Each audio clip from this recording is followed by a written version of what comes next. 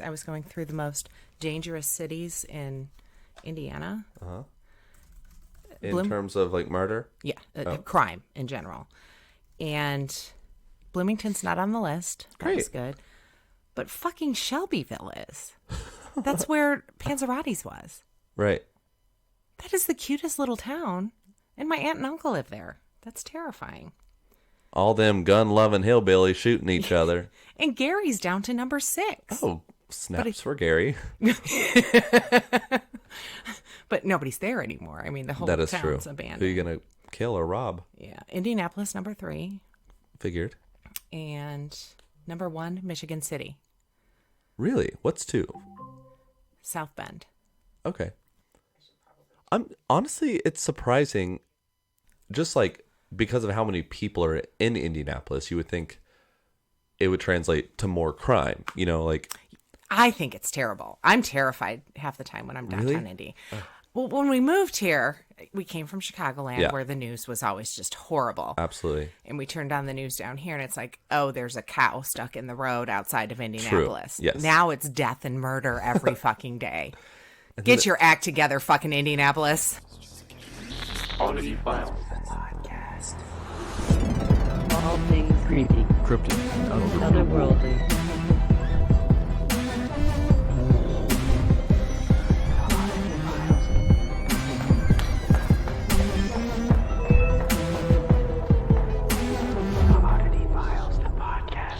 Hey guys, this is Oddity Files. The podcast. I'm Clayton Abbott. And I'm Kitsie Duncan. And I'm still a little congested. Well, I think they know sometimes we record episodes back to back. Yeah. We're doing that today because he's going off to see our favorite producer in the world. Yes. DJ Jimmy. Wah, wah. But we are a creepy, spooky, curses, cryptid type of podcast where we just tell stories that we find interesting online. On the Google. On Google. And sometimes other things.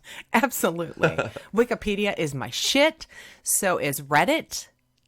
Reddit is kind of creepy in itself. Reddit is terrifying. Yes. But yeah, we tell stories about famous cryptids all over the world, famous curses, hauntings, and we just tell it the way that we want to. We want to hear it. A little bit of humor, a little bit of snarky, and yeah. So if you want that like serious with ambient music in the background and sound effects, check going out my along, other podcast. Look for a different podcast because this one isn't it. No, it's not. It's not at all. That's how I go through life, though, and make it bearable as I add some snark and some humor and just see things the way I want to see them. So there you fucking have it. So I haven't told anybody this. I got something creepy going on. Uh-oh. Don't tell Chris. Oh, gosh. If anybody's listening, don't tell Chris. So I was doing yoga the other day. Chris was sick. So he was downstairs, and my yoga instructor and I were on the main floor. And out of the corner of my eye, I saw a fucking shadow figure in my kitchen leaning up against the island. Really? I think. Okay. I don't know. I'm still trying to process it in my head. So Tiffany or any of my medium listeners, you could kind of zone in and let me know if I'm just going fucking nuts or if there's something in my kitchen, you could let me know. But it kind of looked like, it almost, you know those cutouts people have on their trees that kind of look like a cowboy? Yeah. That's the vibe I got from it. So I don't know if it was wearing a hat or what. I can't really say because it was a peripheral vision, as most paranormal sightings are. But yeah, freaked me the fuck out. Didn't say anything. Just kept looking in the corner of my eye to see if it was, because that's what I do. And was it still there? No. Okay. So even on investigations, that's how we debunk shit, is we, turn our head the way we would be turning it when we saw it the first time, and it wasn't there. It's not been back since. I don't have any weird vibes or anything. My house is different right now. We had one of our last dog pass away, and it's just, I hear noises in this house I never heard before, and I just chalked up to my dog. Oh, right. So maybe that's it. Maybe it's just the energy of the house is off now because it's one less energy in the house. But I don't know. again, I'm calling out to you listeners. Let me know what vibes you're getting from this story, because inquiring minds want to know. Ooh, interesting. Because what we talked about a couple weeks ago, you recently That was my first thought, Clayton. started using equipment in your house again. Well, that's the only time I've used it. Right. I've not even built the new one like I said I was going to. Have you cleansed the house and everything since using it? I don't know. I've done it recently, but I don't know if it was before or after that. Yeah. Weird. You didn't get any vibes when you walked in, Nope. did you? Okay. First thing I said was, "Where's Trixie?" I know. Literally first thing. R.I.P. girl. R.I.P. She was I so know. old and in so much pain. And at this point, like I told you when you walked in, it's like she was still here just for us. Yeah. You know, and I didn't want to do that to her. So anyway, I digress. Again, Tiff, if you're listening, let me know Trixie's happy. That would be great. I do have paranormal in the news. The Jersey Devil was captured on film. Really? Yeah. So this is from Coast to Coast AM. Okay.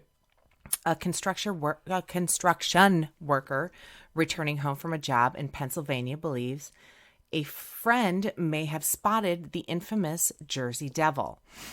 Going by the initials RW, the man says that they noticed a strange creature lurking atop some of the trees as they drove down the highway. According to the witness, the oddity sported, see what they did there? Yes. Oddity.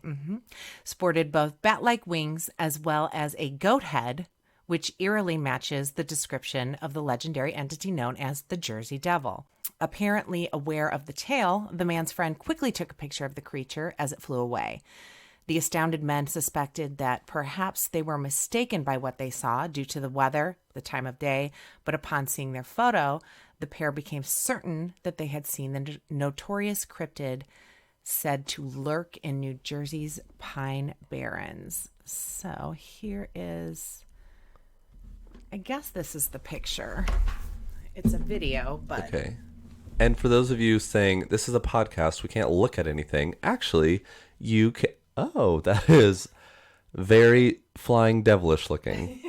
So actually, every week on our Instagram story, we post little like visual aids that go along with the episodes. So just go over to our Instagram at Oddity Files, and you'll see all the highlights listed, and just find the episode number, and you can see this flying looking devil there. And this will be 60? Ooh, look at us into the 60s. 60s. But cool. Hey, you listening, have you seen the Jersey Devil? I've not. Me either. Have you? No. But you should let us know if you have. We like to read listener stories on both our oddisodes and sometimes our episodes. Yeah. And you can email those stories to us. Just make sure they have a beginning, a middle, and an end. Yes. Make sure it's a story, whether it happened to you, a friend, your mom, whatever. We want to hear about it. You can send it to oddityfilescrew@gmail.com.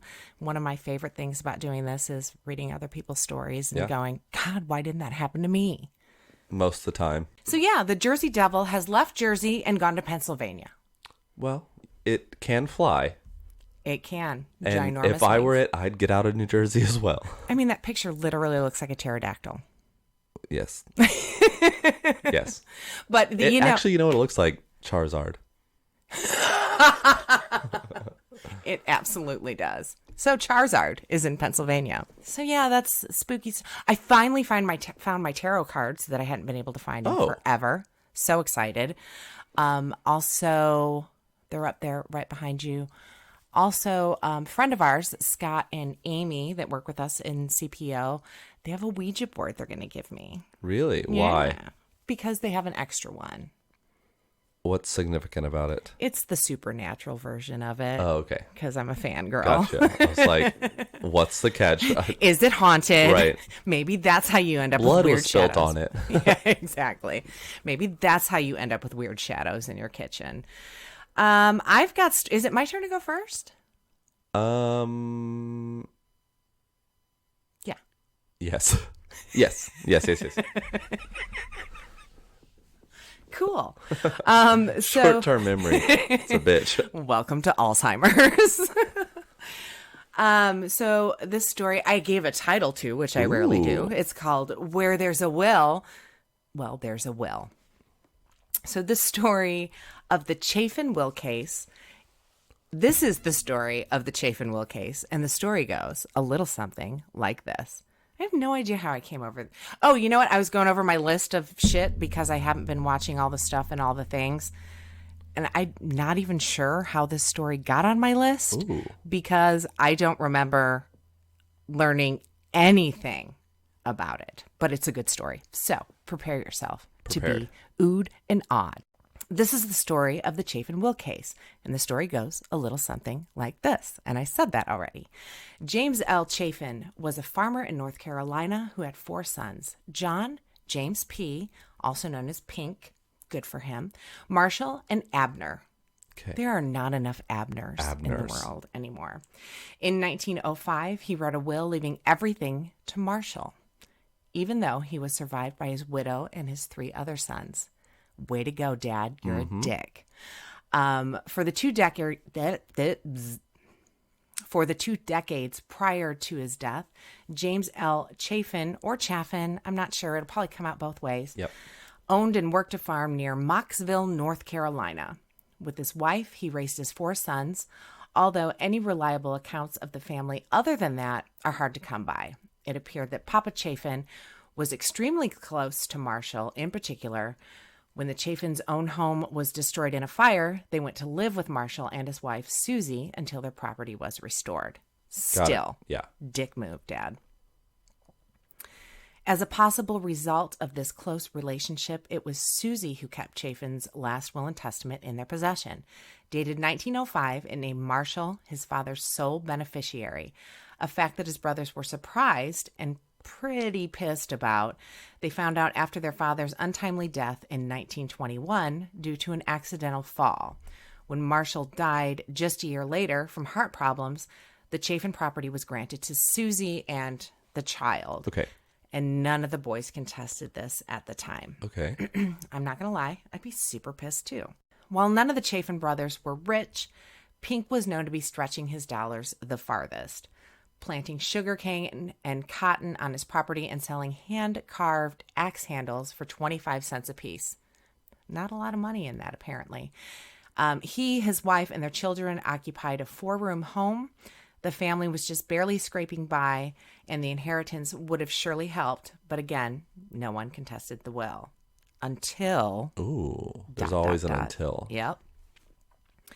4 years later, in 1925, son Pink began having vivid dreams in which his father appeared at his bedside and stood in silence.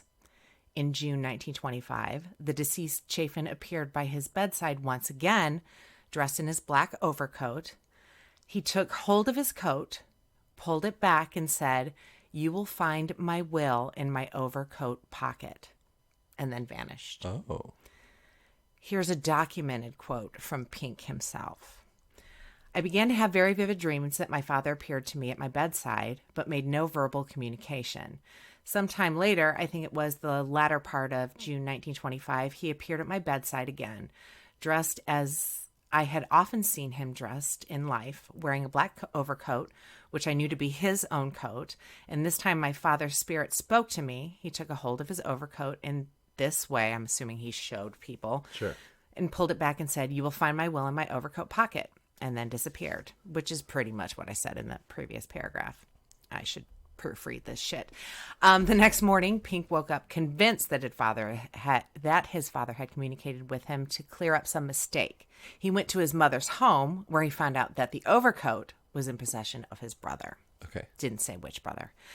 On July 6th, after telling his wife about the dreams and the close encounter, Pink traveled 20 miles to his brother's John's home. So there you go, where his father's overcoat was stored in the attic. Spreading it open, he noticed that the inside pocket lining had been sewn shut. Ripping it open, he discovered a rolled up paper tied by a string. It read, "Read the 27th chapter of Genesis in my daddy's old Bible." Whoa. James, along with several witnesses, then went to the home of his mother, where after a brief search, they were able to locate a nearly worn-out Bible. Looking through the Bible, one of the witnesses found a piece of paper inside a makeshift pocket, which had been created by folding 2 pages of the Bible together. The paper turned out to be a new will that was dated just 2 years before Daddy Chaffin's death. In this new document, the farmer divided his property equally among his 4 sons, but it also stated that they must provide for their mother as long as she lived. Which makes the most sense. Yeah. If I was his wife, are you fucking kidding me? Leave all the kids. So the will read, after reading the 27th chapter of Genesis, I, James L. Chaffin, do make my last will and testament, and here it is. I want, after giving my body a decent burial, my little property to be equally divided between my 4 children. If they're living at my death, both personal and real estate divided equal. If not living, give share to their children. And if she is living, you all must take care of your mammy. Now, this is my last will and testament, James L. Chaffin. I mean, what? Okay. So under North Carolina law, even though the will had not been attested, it would be considered valid, provided it could be proven beyond a doubt that it had been written by James Chaffin's own handwriting. Gotcha. So it didn't have to be notarized or whatever, all the stuff and things as long as it was his handwriting. So this was offered for probate to supersede the old one. Marshall's widow and son contested it, of course, because they had all the money. Trial was set for December in 1925. 10 witnesses were scheduled to testify that the will was in Chaffin's handwriting. Cool. The case came to trial in December 1925. About a week before the trial, the deceased Papa Chaffin appeared again to James in an agitated state, saying, "Where is my old will?" I don't know. James took this to be a sign that he would win the lawsuit. Okay. But Dad's agitated. I just reading the signs, people. Newspapers swarmed the courthouse and interviewed Pink, eager to hear the details about how his father's spirit had led him to the discovery of a second will. Could you imagine? What was it, the 1800s? 1920s. Insane. So 10 witnesses were prepared to testify at the trial that the handwriting on the second will was that of the deceased Papa Chaffin. During a court recess, lawyers for both the Chaffin brothers and Susie agreed to a settlement. Wow. Yeah. So it's likely Susie was advised that her chances of arguing against the validity of the second will were slim and that a jury ruling could leave her with absolutely nothing. Okay. Even Susie agreed that the signature on the second will was legitimate. Oh, wow. Which is impressive. Instead, she would accept 1/4 of the estate, leaving the rest to be divided equally among the other brothers.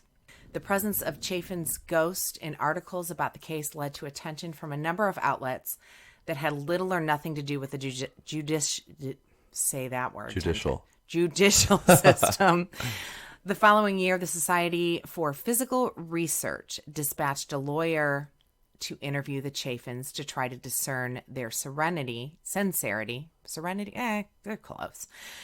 He found no evidence that they were being deceptive. The SPR, though eager to find evidence of phenomena, rebutted the lawyer's findings and speculated that it made little sense for Chaffin's ghost to send his son on a scavenger hunt. Why not just tell him to look in the Bible in the first place? Come on, SPR, what fun is that? Dad sends you on a freaking scavenger hunt? That sounds fun. Now, of course, there were naysayers because not everyone are weirdos like we are, and the case was still trying to be debunked in 2004 by author Mary Roach. She examined both the 1905 and 1919 wills. The first one was hand-drafted by another party, so I'm sure the lawyers drew it up, and then Papa Chaffin just signed it. And the second one was all written by his hand alone. She went on to offer that the signature in the 1905 will seemed rougher and less polished than the one drafted 14 years later, and usually handwriting worsens over time. She also concluded that the first signature was valid. If the first signature was valid, then the second one was a fake. because the second one was much more fluid. Yeah, that makes sense. Yeah. So, and I forgot to put this in here, but apparently handwriting people, specialists, whatever, say that if people are trying to forge a signature, it comes off more fluid than the original handwriting, which I found. If I remember in like third grade trying to forge my mom's name. Oh my gosh, yeah. And I just put it up on a window and traced that shit. It was terrible. But if the Chaffin brothers knew a revised legitimate will was in the family's possession, there's no reason to have waited 4 years to reveal it. It's possible they felt the story was needed to help explain how well hidden it had supposedly been, and perhaps they felt a ghost tale was less preposterous than claiming to happen upon it at random. Okay. So yeah, there you have it. Pink got his money is pretty much the moral of the story. I don't know. It seems like an awful lot. Yeah, it really does. To go through to get some money, but they say if somebody's lying, there's much more of an explanation than there needs to be. So I don't know. This one, honestly, could go either way. I still thought it was really cool that it is very cool. Court ruled in the favor of the ghost. But I think it all depended on those 10 people that testified that it was his handwriting. Yeah. Thanks to Google for being the wingman in writing this story, and the sites Mental Floss, occult-world.com, ravelrypublic.com, and anom alien.com. It was cool. I still wish I knew how that ended up on my list. But there you have it. What you got going on? So mine, I have never heard of this place in Indiana. Oh. Churubusco? No. Churubusco? What is it? Indiana. That's the town name. Oh, it's a town? Yes. God, no. So it's in Whitley County, about 15 miles from Fort Wayne. Okay. If you don't know where Fort Wayne is, it's like northeast part of the state. It's a pretty large city. So I feel you. Love that. In 1847, combining of two villages produced this small town, home to roughly 2,000 people, and one believes a local lore, a monstrous snapping turtle. What? In Indiana? Right. There's more than corn in Indiana. Sightings of the turtle date back to 1898 when a farmer, Oscar Folk, claimed to have seen such a beast in the small lake on his property. No one seems to have made such a sighting until 1914. Okay, so we're going from 1898 to 1914. Folk eventually sold his property. The lake, which covers about 7 acres, received his name, and little interest really went on about the giant snapping turtle. Okay. They're like, oh, that dude's just fucking crazy. Yes. Just nod and smile.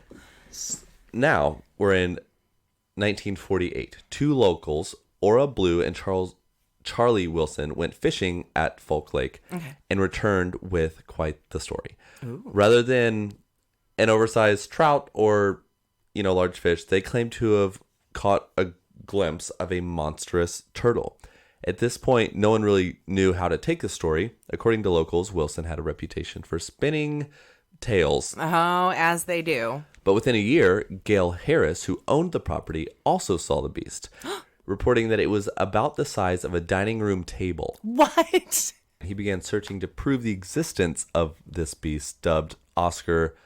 We're assuming it's because the original property owner's name was Oscar. I'd like to think it's because he's grouchy. Or that. Yeah. Also known as the Beast of Busco, which is the town's nickname for people that don't want to say Churubusco. Because it's hard to say. It is hard to say. But what's crazy is that this story just struck a chord, and newspapers and radios across North America and even a few in Europe started talking about this turtle. So people really want to know more about this little podunk Indiana lake. Okay, sure. So Harris and several others first attempted traps of wood and chicken wire. Of course, they failed. Mm-hmm. It's said that a home movie camera allegedly captured Oscar on film. No. In a development, it says, if you're familiar to weird phenomena, this article, and I quote when it says, the footage is no longer available. As fucking happens every Not fucking they don't time. know where it is. It just said it's no longer available. Okay. There you go. So later that month, Harris tried peering into the soupy lake with a homemade periscope. 2 divers actually braved the waters and like got in searching for this thing. Oh, that's awful fucking advanced for Indiana. And just found nothing. Professional trappers offered their service. There were turtle sightings and rumors of turtle sightings. Meanwhile, reporters and curious outsiders traveled to the lake. So in April, 2 men from Indianapolis announced that they had captured Oscar. In fact, What year? Still 40s? Yes. Okay. But in fact, they had just kind of procured a sea turtle in an attempt to cash in on Oscar. Hashtag Indiana shit. And we can say that because we're from I Indiana. don't know where they got a sea turtle. I know. They probably went up to the Shed Museum in Chicago. Exactly. So after a summer filled with increasingly bizarre attempts to capture Oscar, Harris began using a sump pump to drain the lake. Oh, shit. By this point, he had quit his job to search full-time and sunk a considerable sum into this effort. So he's completely obsessed. Right, but he's also saying, like, I know I saw this. Like, Been there, done that. Funniest part is, because he's running out of money and everything, he charged admission for people to come to the lake, who shelled out good money in hopes to seeing Oscar. But he's not there because he can't find him. Right. On October 13th, 1941, multiple witnesses were apparently rewarded with a momentary glimpse of Oscar. Really? Harris's equipment suffered breakdowns, and the turtle hunter himself went to the hospital with appendicitis before the end of that year. So that He was so stressed out, he gave himself stressed. appendicitis. That year, though, or that winter, the area received a record amount of precipitation, and the lake refilled Just to its original level. Harris sold the farm the next year and left town. He's like, fuck this shit. I'm over it. No reliable sightings of the beast of Bosco have occurred since 1949, and it's just kind of up to the individual to how you want to even, take those. So Oscar may have existed. The alligator snapper is a type of turtle. While not common to Indiana, it's not impossible for them to be there. Okay. How big is that? They can reach 200 pounds. Oh, shit. But still not a dining room table. No. Like all these people have seen. So if past legends involving mysterious monsters have taught us anything, it's that they make quite the tourist draw. And in June of 1950, Churubusco hosted its first Turtle Days festival, which since has become an annual tradition in the small town. I was literally going to say everybody else gets their little days around their cryptids, and I didn't even know this happened in Indiana. So over the years, the festivities have included the expected small town fair rides game, blah, blah, blah, blah. But they have turtle races and even a Miss Turtle pageant. Are there elephant ears? There better be. I'm sure they call them like turtle shells. One nearby restaurant displays a giant shell. And now, because we're so many years later, they're saying like, this was Oscar's. Oh. And several local businesses have adopted the turtle theme. And the town's website assures you that Churubusco has become world renowned as Turtle Town, USA. I never knew this. Me either. Really? Swear. Oh my gosh. Yeah. Well, now we have to fucking go. I know. We should do like an episode of cryptids because it's close enough. Yeah. Find the fucking lake. Find fucking Oscar. That's a TV show idea. Just go to all like the small town cryptid festivals. Because 2 weeks ago I did the creepy little In gargoyle Wisconsin. face Wisconsin thing, and they have a festival. I would be so fat because I would eat all the elephant ears All and the turtle shells. Yes, turtle soup, all the stuff and all the things. Speaking of that, I watched a little bit of that new Bigfoot show on Travel Channel, and I'm going to be so controversial. Uh-oh. The woman on there, Uh-oh. wow. Talk about some botched facial work. And I am a proponent for fucking Botox and fillers and all that shit. And I've been thinking about getting my lips done now for a good 6 months. But I'm afraid I'm going to look like I just got stung by a bee on my upper lip. This woman... Okay, remember when I had that sickness where like my face was swollen on one side? It looked like it just happened to her lip. She got it done like the day before filming. I don't know.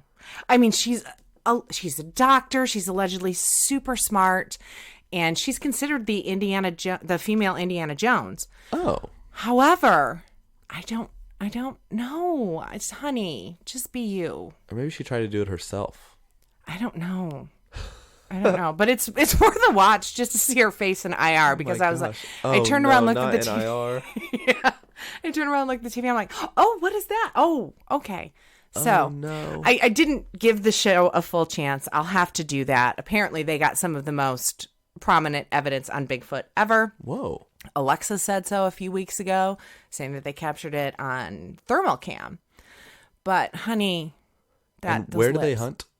Like everywhere. Oh, wow. Like within the United States. Cool. Everywhere from like the East Coast to the desert. So I may end up cutting this out, but I will have to show you a picture. Okay. Yeah. Because it might be too controversial. Picking on one poor woman. Oh, no. So I'm not picking on her. I'm just telling her she's beautiful the way she was. So I have a listener story. You want me to give that a go? Yes. Awesome. Hey, if you're listening and you have a paranormal story that happened to you or a friend, or you heard a story about a guy, send it to us. This story is amazing and we want to hear your amazing story. Send it to oddityfilescrew@gmail.com. The subject line of this is My House is Haunted. Probably. My name is Karissa, and first I wanted to say that I love the podcast. Girl, we love you too. Thank you. My sister told me about it last month, and I've already listened to all of the available episodes. Damn, girl. Wow. I love your overachieverness. When I heard that you guys accepted different stories from your listeners, I got excited because I definitely have a few to tell. If you ask my dad or myself, the house that I grew up in is haunted, but if you ask my mom, she'll tell you we're insane. Welcome to my world. When we first moved into the house, my parents had to tear up and redo the flooring and had to repaint everything. In a majority of the before and after pictures they took, you could see a bunch of orbs that really did not look like dust particles. I personally think that they may have disturbed something when they were doing their small renovations, but I could be wrong. As I was growing up, it seemed like more and more crazy things were happening around my house. The first of what happened didn't happen to me, but to my dad. My mom and dad were in the kitchen while my mom was making dinner one evening, and the two of them started talking about my grandpa who passed away when my dad was a kid. As the two of them were talking about him, all of a sudden, our garbage disposal flipped from off to on. That's terrifying. That's terrifying. Especially like because most garbage disposals are loud as hell. And that sound is like nails on a chalkboard if there's nothing in it. My dad gave my mom a look and turned it back off, and neither of them discussed it further. My dad likes to think it was my grandpa trying to communicate that even though he's not alive, he's still always with my dad. I love that. The next thing he told me about what happened on Mother's Day when I was little. My dad got up early so he could make my mom some breakfast in bed, and when he got up, he could hear giggling and whispering coming from the room that I shared with my sister. Okay. He opened the door to ask us if we wanted to help him make mom breakfast since we were up, but when he opened the door to our room, we were both sound asleep. The devil. I hate that. Yeah, not fun. He thought maybe he was hearing things, so he shut the door, and as soon as he did, the giggling and whispering started again. Okay. He then thought maybe he got it wrong and was actually coming from the room that my brother shared. So when he opened their door, once again, both boys were asleep and the giggling and whispers stopped. But as soon as he shut their door, it started up again. He said Mom didn't get breakfast in bed that year because it freaked him out that badly. Understandable. As I grew up, we both had issues with sleeping at night, and there were nights that we would be able to hear heavy booted footsteps walking up and down the hallway. It would go on for a few minutes and then stop, but would continue on through the night every few hours like someone was walking through the house going about their day. And if you listened to the dead silence of the house at night, you could sometimes hear what sounded like a person whispering in the hall or in the living room when there was no doubt that everyone was in bed sleeping. Wow. Nope. One of my brothers, both of my parents, and myself have seen the same baseball-sized orb floating just on the other side of our sliding glass door that was in our kitchen that opened up to our backyard. With your eyeballs? I would imagine. I don't get it. No. It's not fair. I know. I was just thinking, why doesn't that happen to us? We all saw it on different occasions, and when my dad saw it, he grabbed his gun and his flashlight because he originally thought that someone was sneaking around in our backyard. He didn't find anybody, and none of the local dogs were barking, so nobody human was lurking around our streets. It's an orb that we have all seen randomly appear, then disappear for 15 to 20 seconds that none of us can explain. One of the last things that I personally experienced before I moved out happened at about 2:50 in the morning one morning. I woke up to the sound of my boxer growling, and then when I opened my eyes, she was standing over my body as if she was protecting me. Oh. As I woke up a little bit more, I could hear my smaller dog was starting to growl too. She was standing at the foot of my bed. I looked in the direction of the room that they were both facing, and I realized they weren't just staring at my bedroom door. They were staring at some dark thing that was in the top corner of my room above my door. I do not do creepy, crawly ceiling things. I'm a little stressed out over here. That's creepy. Right when I looked at whatever was there, I got this overwhelming feeling that whatever it was I had been staring at was staring right back at me. I started not to feel well or safe, and I remembered hearing that a lot of the time, if you tell whatever it is to go away, that sometimes it worked. So I gave it a shot, and I said, whatever you are, you need to leave. And the dark spot disappeared. So it worked. Good for you. Goosebumps. Do you? Because remember how I told you like that when I lived in Cincinnati, that one spot in my room after the Benton investigation, I Yes. felt like something was looking at me. It was very much that. Like I would like wake up, and when you're like half awake and your eyes are like all nasty. Yeah. I swear like above there's like these like built-in closets. It was like right up there. I just like felt something. Yeah. Yeah. So Did you ever ask it to leave? I'm sure I did. Did it? Or was it there Well, yeah. till I you mean, moved? eventually it just kind of like it Faded had to away. have, obviously. Yeah. It's funny how it's like you're obsessed about this thing, and then when it's gone, it's like you kind of forget about it. Yeah. So you hear a story like this, you're like, Exactly. oh, yeah. And the spot disappeared. The feeling went away, and both of my dogs settled down and went back to sleep. The following day, I was talking to my dad about it. We try not to discuss this stuff in the house because it seems like things get more active when we do. I completely understand. And he asked me if I knew roughly what time it was when it happened. So I told him it was just before 3 a.m. He looked at me like I was crazy and said he woke up at about the same time because he felt like something was staring right at him. Oh my gosh. Validity is amazing. When he opened his eyes, he saw a big dark mass up in the top corner of his room by his door, and he stared at it for a second before he started feeling uneasy. And then he told it to fuck off. Way to go, Dad. And then it went away. Different things throughout the years would go missing. Our stuff would get pushed off the counter when nobody was anywhere near it. I still find it mind-blowing that my mom is still a skeptic. Yeah, no kidding. Exactly. It all scared me growing up, but now that I'm older, I think it's cool, and I've actually experienced this stuff instead of wondering if any of it was actually real. Well, at least she's got a healthy outlook about it. Sometimes when I visit my dad, he'll tell me about the different things and noises that he still hears, and it always ends in my mom laughing and calling us both crazy. Fair enough. I live that life. Yeah. Once again, I love the podcast, and I thank you for making time to read about my experiences. Karissa. That was incredible. That was incredible. Also, how? Like I said, it's not fair. I know. And can we come visit your mom and dad? Actually, yeah. We'll send mom on vacation. Yes. We'll let dad investigate with us. Yep. It'll be amazing. We'll Mom just... and Chris. Yes. Yeah, they can go to Disney or something. And, yeah. Yeah, everybody's got that one person in their life. That You're is true. just fucking crazy. That's why I started calling my sensitivity my crazy, because that's what my husband calls it. There's this meme out there where it's an old man and an old lady, and the man's just pointing off to the distance, and it says, "There, that's where you lost your damn mind." Yep. What investigation were we on that I was like, I said something about like pinpointing a time when you lost your mind. Yeah, you're like, this is it. This is exactly when you lost your mind. Yeah, that's how I roll. Crazy is the new cool. That could be a thing, but I prefer weird is the new cool. Yeah. Crazy's the new cool sounds like something for like an asylum. Yeah.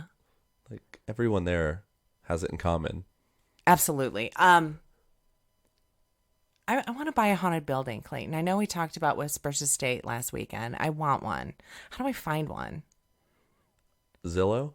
I have no idea. I mean, it's obviously easy to buy like haunted real estate in places like New Orleans because they make money off of it. Yes. But I want it dirt cheap. Right. Well, I'm thinking like abandoned, that sort of thing. Yes. That we could turn into like Oddity Files headquarters. Right. / bed and breakfast. Literally. I was thinking Airbnb. Exactly. But we'll just haunted Airbnb.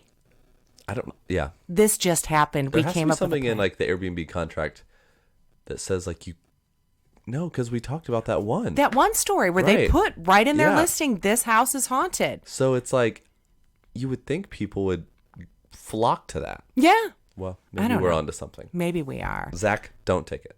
Zach, I will fucking kick your ass. But I really want to go back to your museum, so I love you. Check us out on all the socials at Oddity Files. We have a TV show on Amazon Prime. Why don't you tell them about it? Seasons. We have 3 seasons on Amazon Prime that each season gets better progressively. 1, 2, 3. And let us know what you think on there. We investigate all over the world. It's myself, Kitsie, and Kitsie's son Carter. And we just go into places and we get real evidence. We just get really cool evidence really too. Cool. Just really, that's different than all the mega shows get. And it's just our evidence. So let us know what you think. If you don't like it, you don't have to watch it. And don't tell us about it. But just give it a shot. Absolutely. Also, check out our website, oddityfiles.com. We do have an upcoming event where we're going to do a live podcast in Richmond, Virginia. Yeah. It's with Galaxy Con. It'll be Friday night. I don't have any of that information in front of my face right now, but watch for it on our socials and on our website. Super stoked to get back to live podcasting. I agree. I kind of put out some feelers for venues other than Comic-Cons. Haven't heard back from a single fucking one of them. Actually. But we're looking for like small, intimate, like haunted theaters or haunted venues where we can kind of do the podcast and maybe like lead an investigation, like a quick 1-hour investigation. Yeah, that'd be awesome. With some VIPs afterwards or just fucking everybody. I don't know how this shit works. Yeah. We can bring a bunch of our equipment and Yeah, but if you know of any place where you're at and we're going to be in that area, let us know because we'd love to do something like that. And honestly, even if we're not going to be super close, still let us know because, we have driven some places that are quite a haul. Yeah. If it's worth going to, we want to go and we want to experience it. So regardless, let us know at oddityfilescrew@gmail.com. Ooh, how close is Virginia Beach to Raleigh? Not Raleigh, Richmond. Richmond, it's like a solid hour and a half. Maybe we can do something at Ferry. True. I will contact them. Yeah. Ferry Plantation, very first really scary ghost experience ever. Yes, let's you and I investigate. Absolutely. Well, Richmond itself is just that's where DJ Jimmy is from. Oh, okay. So, I thought he was from Virginia Beach for some reason. God, I'm Alzheimer's years old. Richmond is a great town. I do love really them. I haven't been back in a hot minute. But I guess we should probably wrap it up. Probably sign out, but which cues the weird is the new cool. Ghost on. Goodbye. That's what I was waiting for. Oddity Files is an independent production. Intro music created by DJ Jimmy. Wah wah. The opinions expressed on this show are ours and ours alone. Our logo was created by me. If you like the show and would like to support us, you can watch Oddity Files on Amazon Prime. You can buy merch at oddityfiles.com. You can follow us on Twitter and Instagram at Oddity Files or on Facebook at facebook.com/Oddity Files. You can even join our weird little Facebook group called Oddity Files Fan Group. It's a closed group, so you'll need approval. But we do approve everyone. Most importantly, you can help us spread the word. Tell a friend. Tell an enemy. Tell your boyfriend. Tell your ex-boyfriend. Tell your grandma. Tell everybody. Share and retweet. Just help us get the word out.